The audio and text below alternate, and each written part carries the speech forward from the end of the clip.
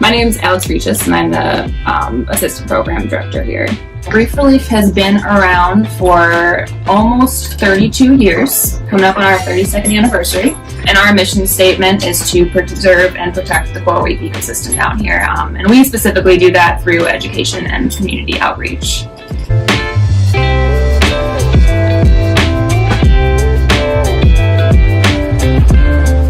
We actually have a bunch of projects right now. So I would say our main two projects is going to be our Discover Coral Reef School program.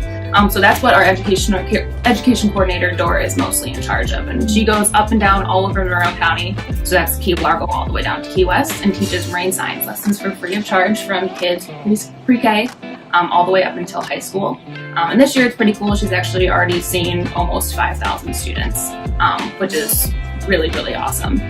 Our second most popular program is going to be our Coral Camp for Kids, and this is for kids that are 6 to 12 years old. And they come to our center once for spring break camp, and then there's also 9 sessions during the summer. And we teach them, again, marine science lessons. And then one of the most unique and cool things is that they actually get to go snorkeling at the Barrier Reef 3 out of the 5 days of camp. So it's just a really cool hands-on experience for really, really little kids to see the amazing ecosystem that we have out there and be able to experience it firsthand. And then along with that is our storm drain stenciling as well, which you helped Brady out with today. So we go around the city of Key West. There's about 1,000, I think there's 1,002 storm drains in our city. And we go around and spray paint signs on the storm drains that just say no dumping leads to ocean. So just if there's a community member or a tourist that sees those signs, they might think twice before, dumping a piece of plastic on the road because those storm drains lead directly to the ocean. So it's just important that we don't want any trash to be going in there. There's no filtration system or anything like that. Those outfall pipes are going directly there.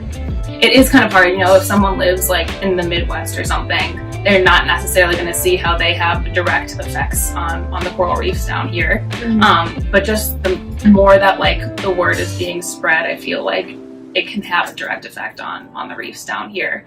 For example, we just passed a sunscreen ordinance in Key West. And basically, the ordinance just states that you can't sell sunscreens down here with 2 toxic chemicals in them, which is oxybenzone and octinoxate. And this just got passed 2 weeks ago, and it became national and world news. There was news reports in Vietnam and across in California and in New York and in Time Magazine and all these things. So just something small that happened down here, now everyone knows about it. Everyone's getting educated about. So the coral reef down here is becoming a very important subject for not only people who live down here, but for people who live across the world. Hey, it's starting. Yeah, come on.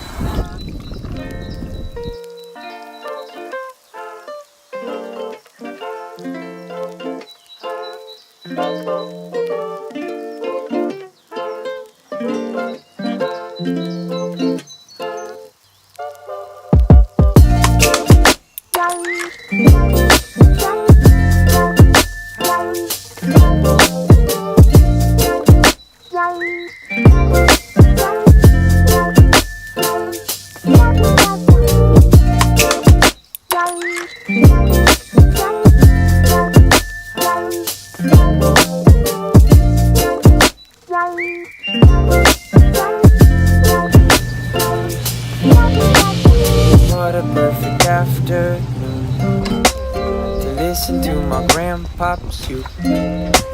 I never got to hear him play, but he'd be glad to see it put to use. I wonder if he hears these strings. I wonder if he hears these tunes. Nan is lovely as can be. You sure know how to pick a view. Oh, oh, oh, oh.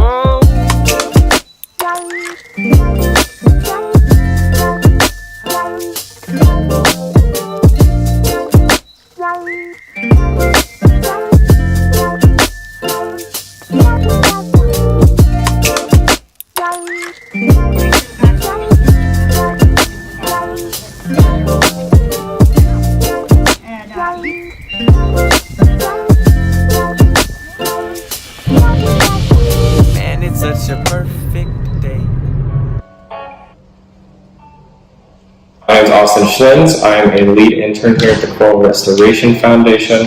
I've been here since September, originally from Indianapolis, Indiana.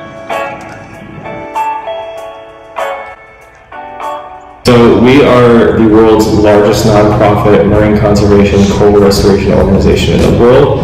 We primarily focus on restoring endangered coral species and putting them back on the reef. We use science to actually monitor their health, and we also do a lot of outreach and education events, kind of like this one.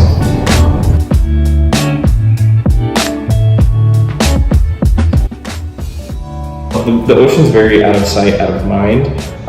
Since a lot of people aren't around it, they don't realize what actually goes on there. And what they don't realize is that the ocean is literally the foundation of all life here on Earth. It provides most of our oxygen, it provides a lot of food for us, and it provides a lot of services that people just really don't realize.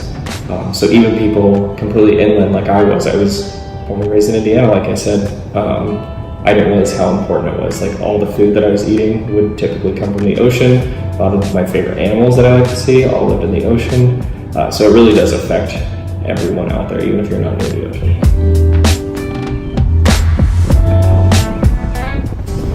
So nowadays the reefs aren't in the best state.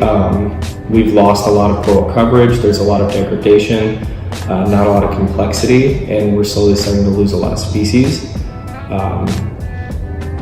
And while there's a lot of doom and gloom that comes with it, there is hope. And I think that's one thing that people need to realize, because if we just kind of focus on all the negatives, people are going to think there's no point in actually trying to restore this. So in the next 20 or so years, there's a possibility that we can bring these reefs back and actually make a positive difference. But we have to start acting now, because if we don't, it's going to continue to degrade, and eventually we're going to lose coral reefs as an entire ecosystem.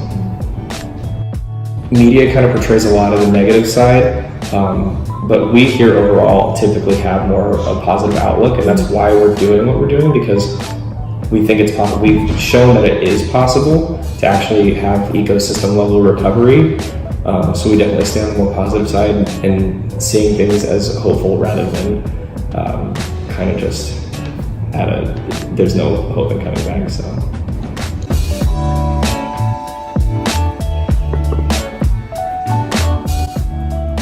So the coral tree, the idea was invented by our founder, Ken Niedermeyer, and so we actually have that trademark now. And basically, we are hanging these corals from these tree-like structures and floating them in the middle of the water column.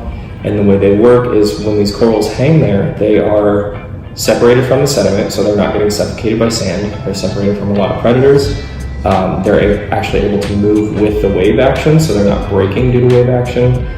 And we're actually going out and cleaning them every day, so we're actually seeing our corals grow 2 to 3 times faster than they normally would in the wild. They've been shown to be one of the most successful techniques out there in coral restoration, or at least in growing our corals. And a lot of other organizations have actually used our ideas. There are a lot of other ideas out there, but we know that ours do work really well. And yeah, so once we actually grow the corals to a big enough size and we cut them off, we take them out to the reef and outplant them. And we've seen that after about a year, we have about a 77% survival rate across all of our species and genotypes. We work out of 7 nurseries, our largest one being our Tavernier Nursery. Our Tavernier Nursery can hold up to about 400 to 500 trees, each of those trees holding about 60 corals. So at any given time, we can have anywhere from 24,000 to 30,000 corals in one nursery at any given time. That's a lot. That's a lot of corals. So a lot of the big things, like we talked about plastic, that's a huge topic. The sunscreen thing is becoming a huge topic. Trying to focus on eating less meat to reduce methane in the atmosphere, these are all huge topics. But the biggest thing, and I'm going to speak right to the camera for this one, get out and speak your mind. Like, get involved in legislation. It's so important, and I don't think a lot of people realize that. It is really important, especially younger generations, for them to actually get out there and have their voice be heard and make a difference.